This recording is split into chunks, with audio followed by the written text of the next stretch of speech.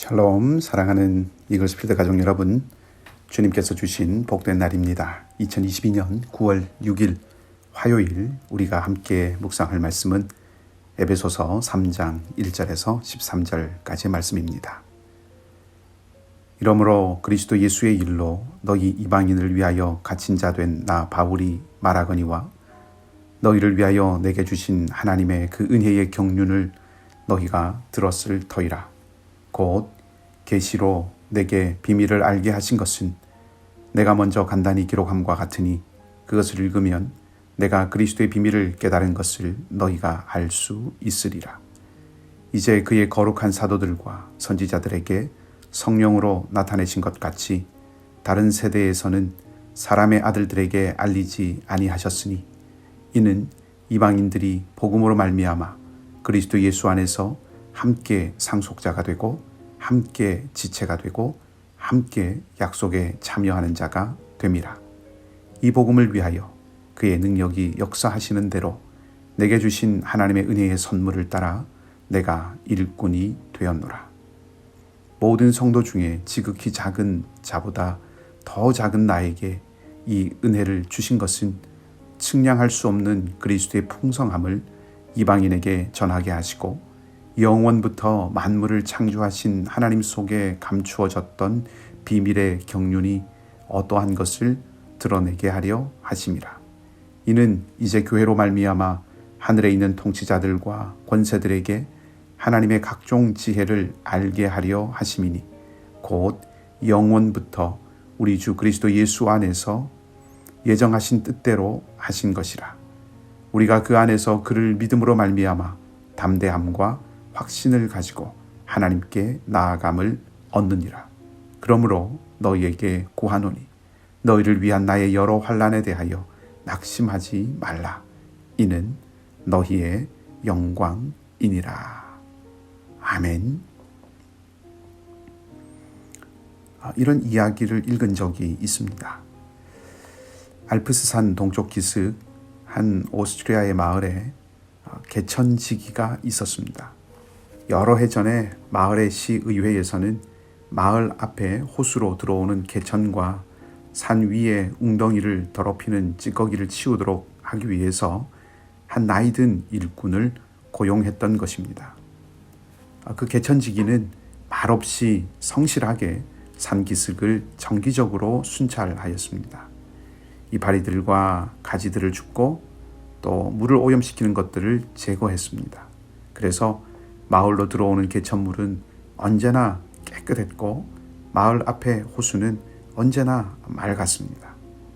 우아한 자태의 백조들이 청결한 개천 위와 또 수정같이 맑은 호수 위에 떠다니고 물가에 위치한 물레방아는 밤낮으로 돌았습니다. 그래서 아름다운 이 마을을 찾는 휴양객들이 점점 더 늘어갔습니다. 세월이 한참 흐른 어느 날 저녁 시의회는 1년마다 열리는 정기총회를 위해서 모였습니다. 예산을 검토하던 중 한 사람이 눈에 잘 띄지 않는 개천지기에게 지불되고 있는 항목에 주목했습니다. 그리고 이렇게 물었습니다. 도대체 이 노인이 하는 일이 무엇이기에 우리가 봉급을 줘야 하죠? 그가 무엇을 하는 거죠? 내가 보기에 그는 다만 산속을 이리저리 순찰하고 다니는데 그것이 우리 마을에 무슨 유익이 있는 거죠? 우리는 더 이상 이 사람이 필요하지 않습니다. 그래서 만장일치로 시의회는 이 개천지기 노인을 해고하기로 결정했습니다. 처음 한동안은 변함없이 모든 것이 잘 돌아가는 듯이 보였습니다. 여전히 물레방아는 잘 돌아갔고 식당들은 관광객들로 인해서 반성했습니다. 그리고 가을이 되었습니다. 단풍잎이 떨어지고 작은 가지들이 부러져서 웅덩이에 빠지게 되었습니다. 원활하게 흐르던 물이 고이게 되어 서서히 썩어가기 시작한 것이지요. 개천의 물빛이 엷은 황갈색에서 점점 검어져 갔습니다. 악취가 나기 시작하고 물은 오염되어 끈적끈적해져 갔습니다. 물레방아는 서서히 돌기 시작하더니 마침내 완전히 멈추어 버립니다. 백조도 관광객도 휴양객도 다 떠나버렸습니다. 당황한 마을의 지도자들은 곧 특별회의를 소집했습니다. 그리고 자신들의 이 중대한 실수를 인식한 이 사람들은 예전에 그 개천지기를 다시 고용했습니다. 개천지기는 다시 정기적으로 개천을 순회하면서 돌보았습니다. 그러자 강은 서서히 생명력을 회복해 갔습니다. 물레방아도 다시 돌기 시작했고 백조도 또 관광객도 휴양객들도 다시 찾아왔습니다. 이 이야기를 읽었을 때 소위 교회가 회복해야 될 사명, 교회가 잃어버리지 않아야 할 기능이 무엇일까 하는 그런 생각을 해보았습니다. 그리고 오늘 본문은 그 생각에 대한 하나의 답을 줍니다. 본문을 간략하게 요약해 본다면 바울은 자신이 그리스도 예수의 일을 이방인에게 전하다가 갇힌 자가 되었는데 자기가 전하는 바는 이방인들이 복음으로 말미암아 그리스도 예수 안에서 함께 상속자가 되고 함께 지체가 되고 함께 약속에 참여하는 자가 된다는 것입니다. 그리고 바울은 이 일을 위하여 예수 그리스도의 일꾼이 되었는데 그 일을 감당하다가 지금 갇혀 있기 때문에 바울이 갇힌 것은 슬픔이나 근심거리가 아니라 도리어 영광스러운 일이다. 그렇게 말하고 있는 것입니다. 짧은 이 요약 속에서 한 가지 주목해 볼 만한 것이 있는데요. 오늘은 이 한 가지만 살펴보고자 합니다. 그리고 이 한 가지가 앞서 말씀드렸던 그 질문에 대한 답을 엿볼 수 있는 것인데 곧 복음이 어떤 기능을 하고 있는가 하는 것입니다. 그리고 나아가서 그 복음을 담고 있는, 복음을 담지하고 있는 공동체는 어떤 기능을 해야 하는가 하는 것입니다. 6절을 다시 보십시다. 이렇게 말하고 있습니다. 이는 이방인들이 복음으로 말미암아 그리스도 예수 안에서 함께 상속자가 되고 함께 약속에 참여하는 자가 됩니다. 한마디로 복음은 유대인과 이방인의 장벽을 허물고 모두 동일하게 하나님의 백성이 되게 한다는 것입니다. 예수 그리스도의 피로 이 일이 가능하게 된 것이죠. 근데 사실 이 6절에는 함께라는 말이 3번이나 반복되어 있습니다. 함께 상속자가 되고 함께 지체가 되고 함께 약속에 참여하는 자가 된다. 3번이나 함께라는 말을 반복하고 있습니다. 이 함께라는 말이 장벽을 허물고 이방인과 유대인의 구별을 없앴다는 그 사실을 강조해주는 역할을 하고 있습니다. 함께라는 말은 포용하고 용납하고 인정하고 존중하고 또 수용하는 것을 담고 있는 말이죠. 그리고 용납하거나 인정하거나 존중하거나 수용한다는 것은 이미 타자, 곧 다른 이를 염두에 둔 말입니다. 다른 사람을 생각한다는 것이죠. 복음 안에 있다면 함께 하는 것, 곧 다른 일을 생각하는 것을 늘 잊지 않아야 한다는 것을 말해줍니다. 그것을 잃으면 복음의 정신도 잃어버릴 수 있다는 것입니다. 그런 의미에서 교회는 선교적 공동체가 되어야 합니다. 그것이 교회가 감당해야 하는 중요한 역할이죠. 선교적 공동체, 선교적 교회라는 것은 해외 선교사를 많이 파송하거나 하는 그런 일들을 말하는 것이 아닙니다.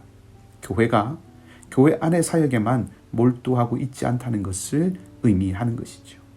교회가 가진 역량이, 공동체가 가지고 있는 역량들이 교회 밖으로 흘러가도록 체질화되어 있는 공동체가 선교적 교회입니다.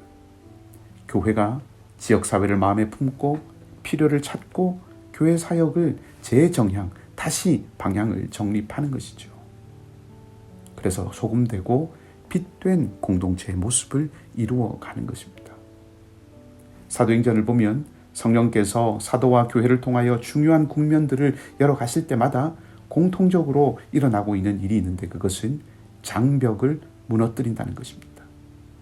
유대인과 이방인의 장벽을 허무시고 교회를 확장시키시고 할례자와 비할례자의 장벽을 허무시고 구원의 지경을 넓혀가시고 남자와 여자, 종과 상전의 차별의 장벽을 허무시고 공동체를 더욱 견고하게 세워가시는 것을 우리가 볼 수 있습니다. 개인도 공동체도 이렇듯 장벽을 허물어가는 것을 통해서 온전히 하나님의 뜻을 성취해가는 것을 보여주는 것이죠.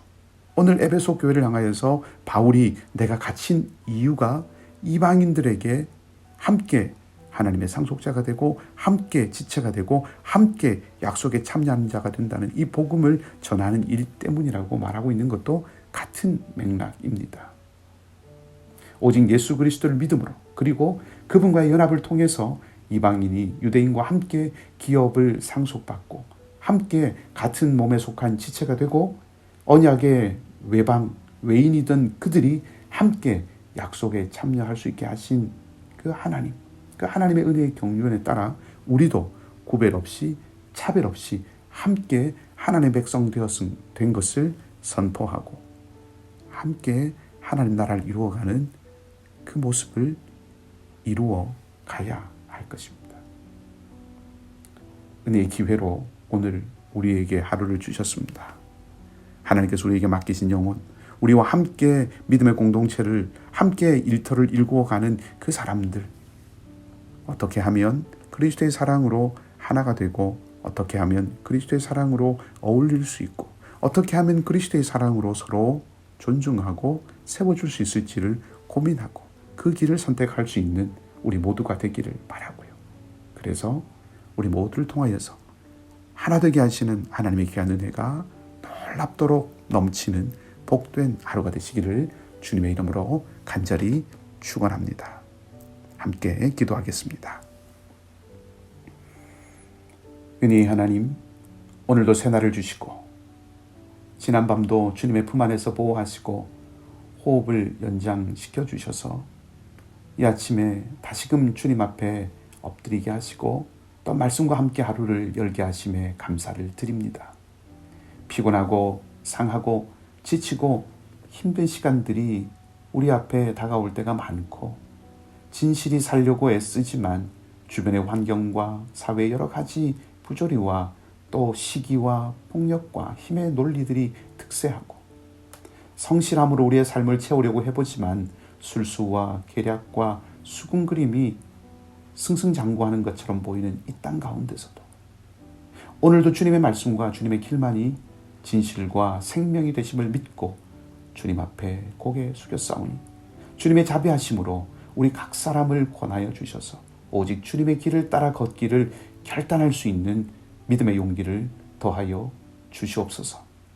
어둡고 그늘진 곳에 있는 우리의 형제와 자매들, 마음과 생각과 몸에 절망과 아픔과 눈물이 스며든 우리의 형제와 자매들을 주님께서 이 시간 찾아가시고 붙들어 주시며 주님께서 친히 영혼의 햇빛이 되어 주셔서 치유하시고 회복시키시며 새 힘을 더하여 주시옵소서. 우리에게 맡겨진 귀한 일들 그리스도의 사랑으로 잘 감당할 수 있는 복된 오늘 하루의 삶이 되기를 다시 한번 간절히 소망하오며 좋으신 주님 예수 그리스도 이름으로 기도하옵나이다. 아멘. 말씀을 기억하시고 자유롭게 기도하시고요. 오늘도 믿음으로 승리하는 복된 하루가 되시기를 주님의 이름으로 다시 한번 축복합니다.